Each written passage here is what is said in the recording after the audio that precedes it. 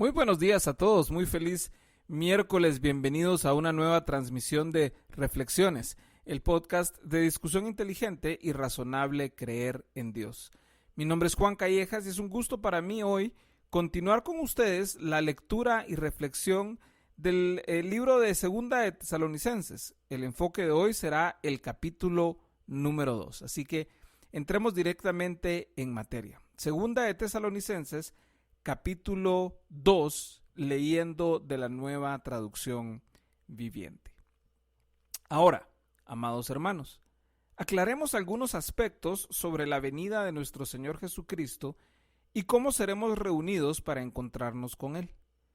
No se dejen perturbar ni se alarmen tan fácilmente por los que dicen que el día del Señor ya ha comenzado. No les crean. Ni siquiera se afirman haber tenido una visión espiritual, una revelación o haber recibido una carta supuestamente de nosotros.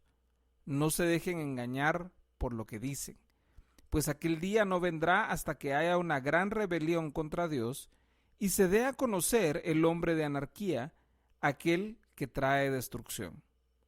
Se exaltará a sí mismo y se opondrá a todo lo que la gente llame Dios y a cada objeto de culto. Incluso se sentará en el templo de Dios y afirmará que Él mismo es Dios. ¿No se acuerdan de que les mencioné todo esto cuando estuve con ustedes? Y ustedes saben qué es lo que lo detiene, porque solo puede darse a conocer cuando le llegue su momento. Pues esa anarquía ya está en marcha en forma secreta, y permanecerá secreta hasta que el que la detiene se quite de en medio. Entonces el hombre de anarquía será dado a conocer, pero el Señor Jesús lo matará con el soplo de su boca y lo destruirá con el esplendor de su venida. Ese hombre vendrá a hacer la obra de Satanás con poder, señales y milagros falsos. Se valdrá de toda clase de mentiras malignas para engañar a los que van rumbo a la destrucción, porque se niegan a amar y a aceptar la verdad que los salvaría. Por lo tanto, Dios hará que ellos sean engañados en gran manera y creerán esas mentiras. Entonces serán condenados por deleitarse en la maldad en lugar de creer en la verdad. En cuanto a nosotros, no podemos más que agradecerle a Dios por ustedes, queridos hermanos, amados por el Señor. Siempre estamos agradecidos de que Dios los eligió para que estén entre los primeros en experimentar la salvación, una salvación que vino mediante el Espíritu, quien los hace santos, y por creer en la verdad. Él los llamó a la salvación cuando les anunciamos la buena noticia. Ahora pueden participar de la gloria de nuestro Señor Jesucristo.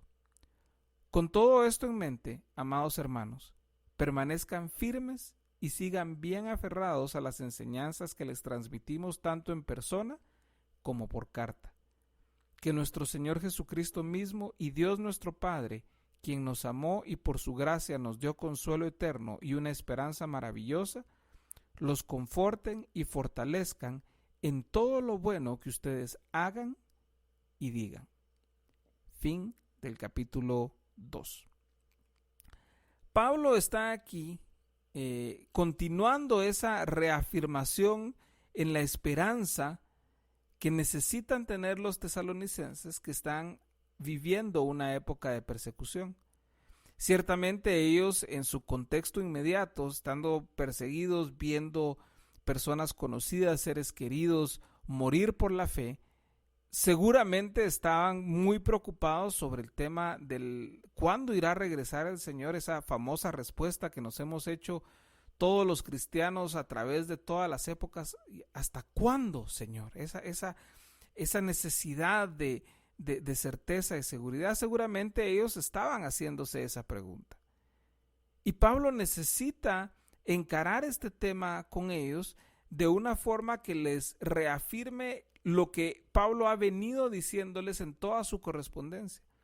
La esperanza segura en la vida eterna, la esperanza en el Evangelio y la exhortación a continuar perseverando en la fe y perseverando en una vida que es digna de esa fe, perseverando en las buenas obras, en el amor los unos por los otros. Entonces Pablo en esta carta podemos ir viendo cómo él trata de encarar estas preguntas que ellos tienen acerca del fin de los tiempos y cómo por el Espíritu Santo los fortalece a través de su mensaje. Entonces, Pablo quiere aclarar aspectos sobre la venida de nuestro Señor Jesucristo. O sea, esta es la pregunta que Pablo está respondiendo. Seguramente a él le llegó alguna correspondencia, algún mensaje de Tesalónica donde le están haciendo estas preguntas y para Pablo es muy importante responderlas. Recuerden que él ya trató en el capítulo 4 de Primera de Tesalonicenses, ya trató estos temas en alguna medida. Entonces seguramente eso generó dudas. Pero aquí es donde debemos empezar a entrar a revisar cómo Pablo lo enseña para que nos ayude a nosotros también a encarar estas mismas preguntas que quizá en este contexto de pandemia nos estemos haciendo. Primero, en el verso 2, no se dejen perturbar ni se alarmen tan fácilmente. Ese es lo primero que Pablo les dice. No nos dejemos perturbar, no nos alarmemos. Ahí va a haber, así como en Tesalónica, así el día de hoy, gente que está diciendo, ya viene el fin del mundo, tuve un sueño, me dijo el Señor, el sueño del otro confirma el mío, y empezando a generar esa ansiedad a través de este tema. Pero Pablo les dice, no se dejen perturbar ni se alarmen tan fácilmente por los que dicen que el día del Señor ya ha comenzado. Incluso dice, no les crean. O sea, nosotros debemos llegar a las personas que dicen que tuvieron un sueño, una revelación, una profecía, con una buena dosis de escepticismo. Porque la palabra de Dios es la que tenemos escrita, no la que otras personas dicen. Aunque ellos digan, dice el Señor, si no está en la palabra de Dios, no está. Entonces, es bien importante, no se dejen perturbar ni se alarmen tan fácilmente. No les crean. El verso 3 empieza, no se dejen engañar. ¿Por qué? Porque Pablo dice, va a haber una señal muy clara. Va a ser muy evidente cuando esto suceda. Pablo habla de esta gran rebelión y se dé a conocer el hombre de anarquía, el que trae destrucción, que se exalte a sí mismo, que se siente en el templo de Dios afirmando que es Dios mismo. Esa señal va a ser muy clara, muy evidente. Y eso no lo estaban viendo necesariamente los tesalonicenses en ese tiempo y tampoco lo estamos viendo nosotros necesariamente ahorita. Sin embargo, hemos de siempre estar vigilando y atentos, pero nuevamente, no dejándonos perturbar, no alarmándonos, no creyendo cualquier cosa y no dejándonos engañar. O sea, los primeros 3 versículos ahí son fundamentales para darle marco de referencia al versículo 4, al final del verso 3 y al versículo 4, donde ya trata este tema del hombre de anarquía. Los versos del 5 al 8, hablan de una conversación que Pablo ya tuvo con los tesalonicenses. Miren el verso 5. ¿No se acuerdan de que les mencioné todo esto cuando estuve con ustedes? Y el verso 6, y ustedes saben qué es lo que lo detiene. O sea, Pablo ya les había explicado a ellos qué es lo que detiene toda esta señal que viene.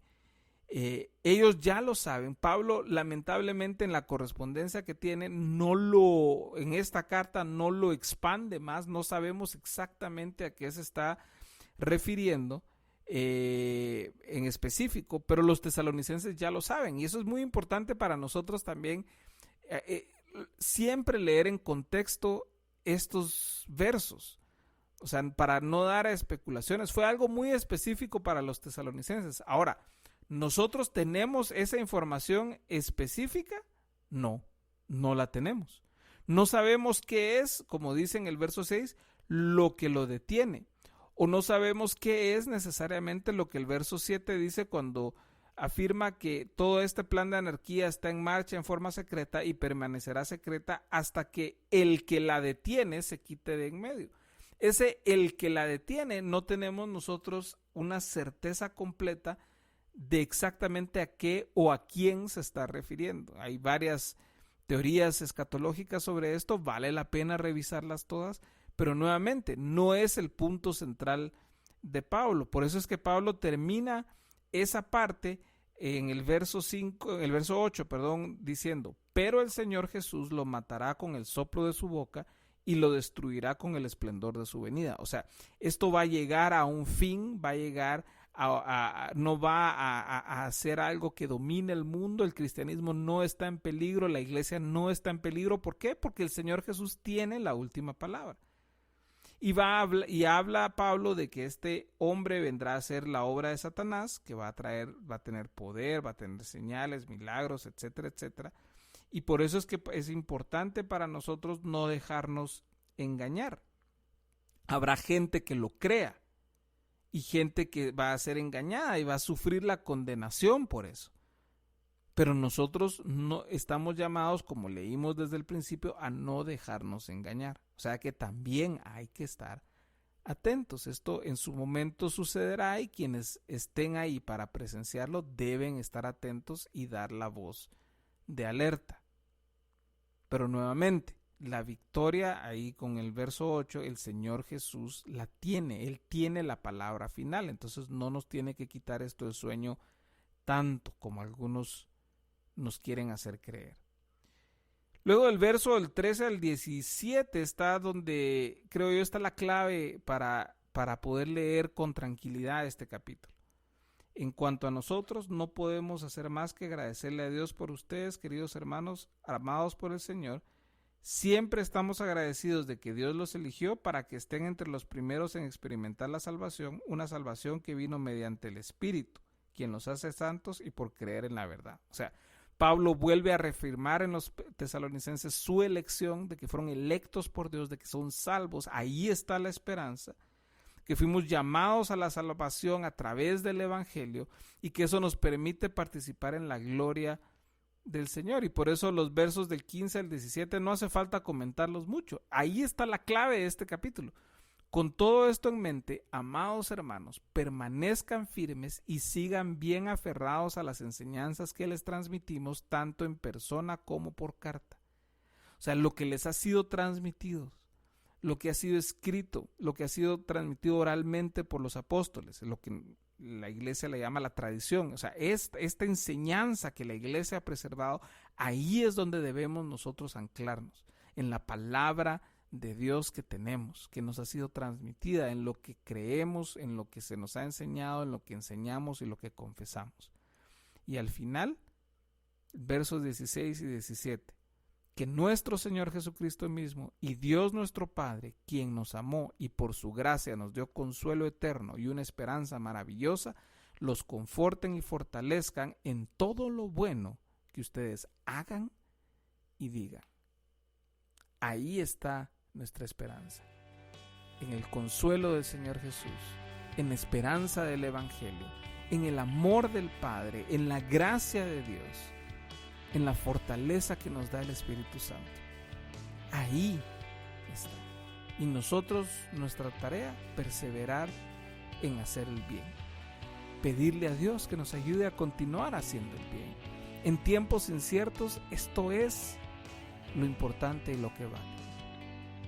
Espero que esta lectura haya sido de bendición para ustedes. El día de mañana, jueves, concluiremos nuestra lectura de Segunda de Tesalonicenses, enfocándonos en el capítulo 3. Que tengan un excelente día. Mi nombre es Juan Callejas y esto fue Reflexiones, el podcast de discusión inteligente y razonable creer en Dios. Nos vemos.